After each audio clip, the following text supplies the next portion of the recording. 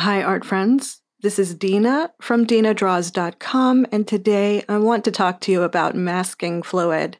So this is something that frustrates a lot of people, and I want to share some things that have cut down on that frustration for me significantly. I really enjoy using this material once I've changed a few things about how I use it.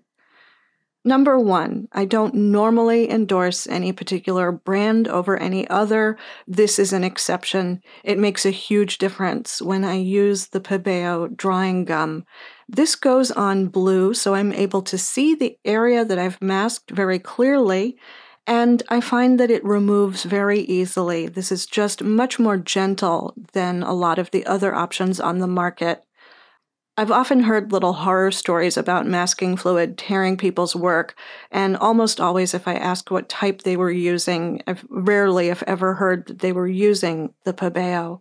So when I use masking fluid to preserve my brush, and I know that a lot of you are aware of this trick, but I wasn't for the longest time, so I was reluctant to use good brushes that came to a decent point, until I learned that you can pre-moisten your brush with a little bit of plain bar soap and then go about using your masking fluid, and this will preemptively make this material much, much easier to wash out of your bristles.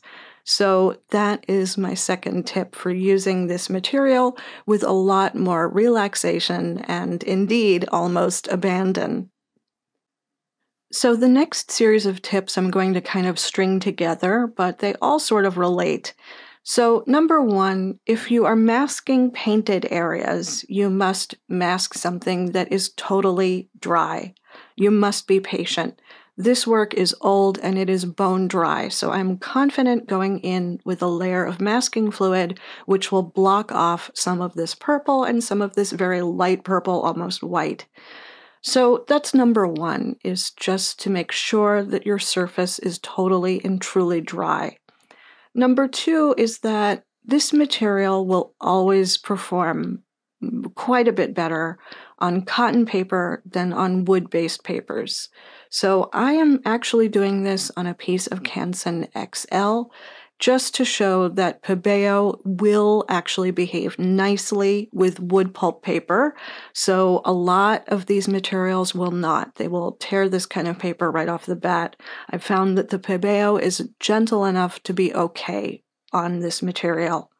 Now, if I leave my mask in place for a long time, say 48 hours or so, then I find that I do get tearing, I do get pulling up. Wood-based papers are sort of manufactured with a kind of ply to them, like they will split up if you pull too hard on the surface. So I find that there's a higher risk of this happening with masking fluid on these wood pulp papers, that the paper will want to travel with the removal of this sticky material later on. This can happen with cotton paper. It's not that it never happens, it's just that I find it happens much less frequently. So I've not used Stonehenge papers directly, but I've heard that this tends to happen with Stonehenge papers more than other types of cotton paper, so that's something to be aware of. I am actually eager to try that paper out and to see if that is accurate using my preferred Pebeo masking fluid, because I think that if anything is going to be gentle enough to use on that, it's probably this. So another thing I want to talk about quickly as I start doing some hand lettering over this piece, this is on a ready cut hot press paper, so this is a not particularly premium quality of cotton paper by Strathmore. So I am working on a cotton sheet just to show that there is some contrast. Now I notice that there's contrast in the way that the fluid actually goes on. I'm able to actually get some smoother lines and things just behave a little better. So that is another sort of point in favor of using cotton if at all possible. And it doesn't have to be premium all the time. I think that for small pieces and practice work, something like Strathmore Ready Cuts or Strathmore Imperial is totally great. Bee paper, things like that. So what I want to talk about here is also that I think we get into trouble if we don't manage our expectations with this material a bit. So I can put this in a dip pen and I can try to get very precise, needle sharp, delicate line work with this because I want some white on color line work and hand lettering on my piece. And I can go in trying to do the finest of details and the finest of dots. And I just don't think this material functions at its best that way. I know that it would be wonderful to be able to negatively paint in really delicate and linear and fluid detail like that, but I just don't think that this stuff is really going to give that result. It just has a thick consistency inherently. Now, I haven't played too much with the hypodermic applicators that are out there. I know there's a lot of different options, so your mileage may vary. But I don't actually use masking fluid for this purpose. I use masking fluid more in order to mask off an area and retain a white background and a crisp edge. And that's really the strong suit of this material. That's really its superpower.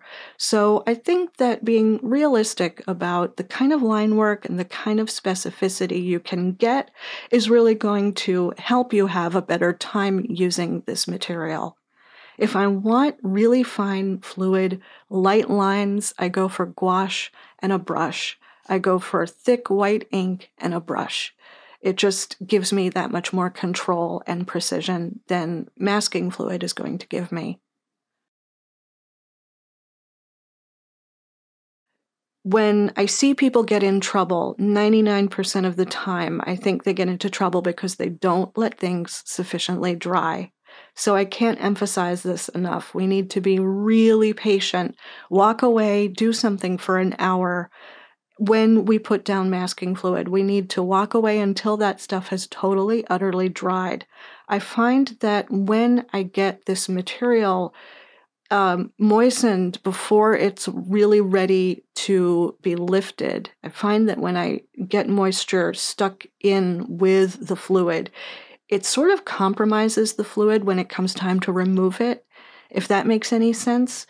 So I find that when I truly am working watercolor on top of truly dry masking fluid, then I have much better lifting results later on.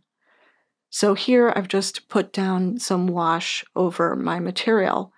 And another tip I have is to make sure you're working with enough contrast. The whole point of this is to get some nice contrast between whatever you're masking off and whatever you're adding. So I have the best time when I'm not afraid of my color. So again, I'm now going to add a wash over this little bit of painting I did on Canson XL. And this is legible, it's fine, it's just that I think the edges are a little harder to control on that wood-based paper. I think that material just paints onto a cotton sheet a little bit differently. So it's fine to use wood-based paper, especially for crafts and greetings and things that I do a ton of, art journaling, all that stuff. Nothing wrong with it. Just be aware of what you can expect to happen. And my strongest advice is not to leave your mask on your paper surface for a very long time. Now, we needed to wait for our masking fluid to be completely dry before painting over it. And again, we need to wait for our paint to be completely dry before we start removing our masking fluid. This is so, so important. This is kind of that other danger zone where I think that people who are new to using this get tripped up. It's very easy to get excited. It's very easy to want to see that result. But waiting for your paint layer to be bone dry is really going to help with the removal of this material. Another tip is you can use your fingers and just rub the material, but this is both tedious and sometimes doesn't give the greatest results. I use one of these purpose-made rubber erasers for removing masking fluid. You can usually find these where you bought your masking fluid from. But another tool that's really good for this is an art gum eraser. So these are not the kneaded erasers. They're just the little sort of amber colored square, super inexpensive drawing erasers. Those are really good for just rubbing gently over this material, and you can kind of dig in and do what it takes to get rid of it. It can be kind of a pain to get rid of. Go slowly, take your time, exert pressure, but rely on repetition more than on exerting a downward force. If you get too forceful with this, it can rip, but I'm going to go out on a limb and I'm going to say that like 80-90% of tear out that I have experienced and that I have seen is due to residual moisture in that top layer of paint. So waiting for things to truly be dry is key, and you'll get a really great and clear result. So here are my results on my cotton hot press paper, my Scriptello, and my results on my wood-based paper, my uppercase kind of rugged hello with a heart. So I hope that some of this is helpful. I really think that implementing some of these strategies may help you make friends with this add-on, which can really add a lot to your work and your workflow. I've really been enjoying experimenting with this material lately. It's really a wonderful opportunity to reserve some areas where I can change color and create color that really pops on its own merit. Like, yes, I could layer some of these reds and red-oranges directly over my yellow background, but I think that that extra transparency that I get from my reserved white is truly a fun and special thing to play around with, and it has so much potential. So I hope that this has maybe made this somewhat intimidating and somewhat frustrating additive material just a little bit less intimidating, and I hope that you're inspired to try making friends with masking fluid and incorporating it into your paintings. I really appreciate you watching this video, and if there are more things that you are interested in learning, by all means, I invite you to follow and subscribe. And for those of you who have, I appreciate it so much. Till next time, happy painting.